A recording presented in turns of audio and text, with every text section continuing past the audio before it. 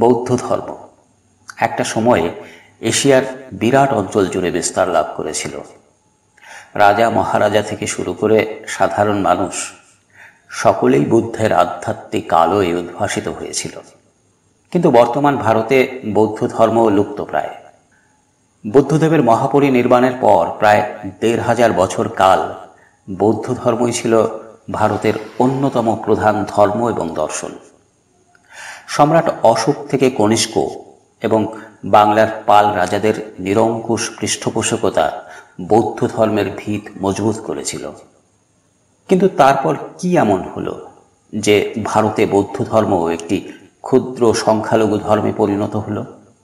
এ প্রশ্নের উত্তর এক কথায় দেওয়া সম্ভব নয়। বেশ কিছু কারণ ভারতে বৌদ্ধ ধর্মকে বিলুপ্তির পথে ঠেলে দিয়েছে ক্রমশ, এবং সময়ও লেগেছে প্রায় ১০০০ বছর। এই ভিডিওতে সেই কারণগুলির নির্মোহ আলোচনায় একটি তথ্যনিষ্ঠ চিত্র তুলে ধরার চেষ্টা করব। ভারতে বৌদ্ধ ধর্ম বিলুপ্তির পেছনে এর আভ্যন্তরীণ দুর্বলতার একটি বিরাট ভূমিকা ছিল। বৌদ্ধ ধর্ম ছিল মূলত একটি মঠ বা বিহার কেন্দ্রিক ধর্ম। বৌদ্ধ ভিক্ষুরা ছিলেন ধর্মের ধারক, বাহক এবং প্রচারক। গৃহস্থরা ছিল সাধারণ উপাসক, যারা এই সংঘকে দান দক্ষিণা দিত এবং ধর্মীয় উপদেশ গ্রহণ করত। এইভাবে তারা ধর্মীয় কর্তব্য পালন করত। বৈদেশিক আক্রমণের জন্যই হোক বা রাজকীয় পৃষ্ঠপোষকতা হারানোর জন্যই হোক, বৌদ্ধ বিহারগুলি ক্ষতিগ্রস্ত হলে বা ধ্বংস হয়ে গেলে সাধারণ মানুষের সাথে বৌদ্ধ ধর্মের সংযোগ সূত্রটি দুর্বল হয়ে যেত বা ছিন্ন হয়ে যেত। প্রথম দিককার বৌদ্ধ ধর্ম ছিল থেরবাদী বা হীনযানপন্থী, যা ছিল আত্মমুক্তি ও নির্বাণ কেন্দ্রিক একটি সরল দর্শন। এরপর ক্রমে মহাযান পন্থার উদ্ভব হয়। এরা বুদ্ধকে প্রায় ঈশ্বর জ্ঞানে পূজা করত এবং বোধিসত্ত্বের ধারণাও জনপ্রিয় হয়। মূর্তি পূজা, জাঁকজমকপূর্ণ অনুষ্ঠান এবং সংস্কৃত ভাষার ব্যাপক ব্যবহার মহাযান বৌদ্ধ ধর্মকে ব্রাহ্মণ্যবাদী হিন্দু ধর্মের কাছাকাছি নিয়ে আসে। এর ফলে সাধারণ মানুষের কাছে দুটি ধর্মের পার্থক্য ক্রমশ কমে আসতে থাকে। বাংলার পাল রাজত্বের সময় বজ্রযান বা তান্ত্রিক বৌদ্ধ ধর্মের উদ্ভব হয়। বজ্রযানপন্থীদের গুচ্ছ সাধনা, মন্ত্র এবং বিভিন্ন দেবদেবীর কল্পনা বৌদ্ধ ধর্মকে জটিল করে তোলে। এইসব তান্ত্রিক আচার অনুষ্ঠান ছিল সাধারণ মানুষের বোধের অগম্য, এবং এর বিকৃত রূপ সমাজের একটি অংশকে বৌদ্ধ ধর্মের প্রতি বিমুখ করে তোলে। বৌদ্ধ ধর্মের এই বিবর্তনের ফলে তার প্রথম দিককার সরলতা এবং স্বচ্ছতা হারিয়ে যায়, যা সাধারণ মানুষের সঙ্গে বৌদ্ধ ধর্মের দূরত্ব তৈরি করে। গুপ্ত ও পাল যুগে বৌদ্ধ বিহারগুলি বিপুল পরিমাণে সম্পদশালী হয়ে ওঠে। রাজকীয় পৃষ্ঠপোষকতায় ভিক্ষুদের জীবনযাত্রায় প্রবেশ করে বিলাসিতা। নালন্দার মতন মহাবিহারগুলি পরিণত হয় এক একটি বিশাল জমিদারিতে। সম্পদ এবং ক্ষমতার ক্রমশ বৃদ্ধি অনেক ক্ষেত্রে নৈতিক অবক্ষয়ের কারণ হয়ে দাঁড়ায়। বুদ্ধের ত্যাগ এবং অনাড়ম্বর জীবনযাপনের আদর্শ থেকে সংঘের এই বিচ্যুতি সংঘের প্রতি সাধারণ মানুষের শ্রদ্ধা নষ্ট করে দেয়। চীনা পরিব্রাজক হিউয়েন সাং এবং ইৎসিং এর বর্ণনায় একদিকে যেমন নালন্দার জ্ঞান চর্চার বিশালতার কথা আছে, তেমনি অন্যদিকে কিছু মঠের সম্পদ এবং জীবনযাত্রা নিয়ে প্রচ্ছন্ন সমালোচনাও আছে। বৌদ্ধ ধর্ম বিলুপ্তির সবচেয়ে প্রভাবশালী কারণ হল হিন্দু ধর্মের পুনরুত্থান। এই কারণটি দার্শনিক এবং সামাজিক দুদিক থেকেই ছিল ক্রিয়াশীল। গুপ্ত যুগ থেকে হিন্দু দর্শনের এক নবজাগরণ ঘটে। কুমারিল ভট্ট এবং আদি শঙ্করাচার্যের মতন প্রভাবশালী দার্শনিকেরা বৌদ্ধ দর্শনের, বিশেষ করে মহাযান বৌদ্ধ ধর্মের শূন্যবাদ এবং বিজ্ঞানবাদের বিপরীতে মীমাংসা এবং অদ্বৈত বেদান্তের মতন দর্শনকে প্রতিষ্ঠা করেন।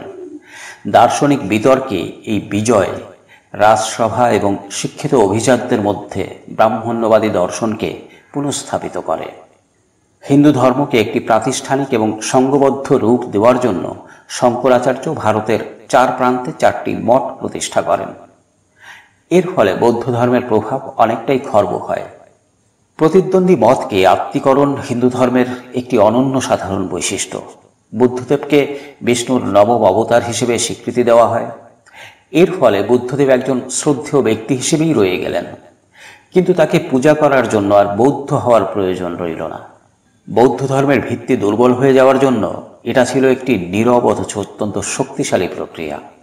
এই সময় ভারতের ভক্তি আন্দোলনের জোয়ার আসে। পরবর্তীকালের বৌদ্ধ ধর্মের দার্শনিক জটিলতায় বিমুখ সাধারণ মানুষের কাছে হিন্দু ধর্মের ভক্তিমার অত্যন্ত আকর্ষণীয় ছিল, কারণ এখানে জটিল দর্শন বা কঠোর তপস্যার প্রয়োজন ছিল না, কেবল ভক্তি এবং সমর্পণই যথেষ্ট ছিল। প্রাচীন ভারতের যে কোনো ধর্মের উত্থান পতনের সঙ্গে রাজকীয় পৃষ্ঠপোষকতা ওতপ্রোতভাবে জড়িত ছিল। বৌদ্ধ ধর্মের ক্ষেত্রে এটি বিশেষভাবে সত্য।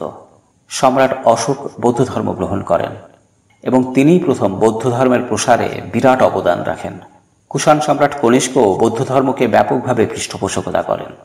যদিও গুপ্ত সম্রাটরা ছিলেন হিন্দু, মূলত বৈষ্ণব, কিন্তু তারা পরধর্ম সহিষ্ণু ছিলেন এবং নালন্দার মতন প্রতিষ্ঠানে তাদের দান অব্যাহত ছিল।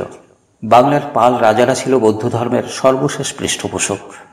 এই সময়েই বিক্রমশিলা, সোমপুর মহাবিহার, উদন্তপুরের মতন বিখ্যাত শিক্ষা কেন্দ্রগুলি গড়ে ওঠে।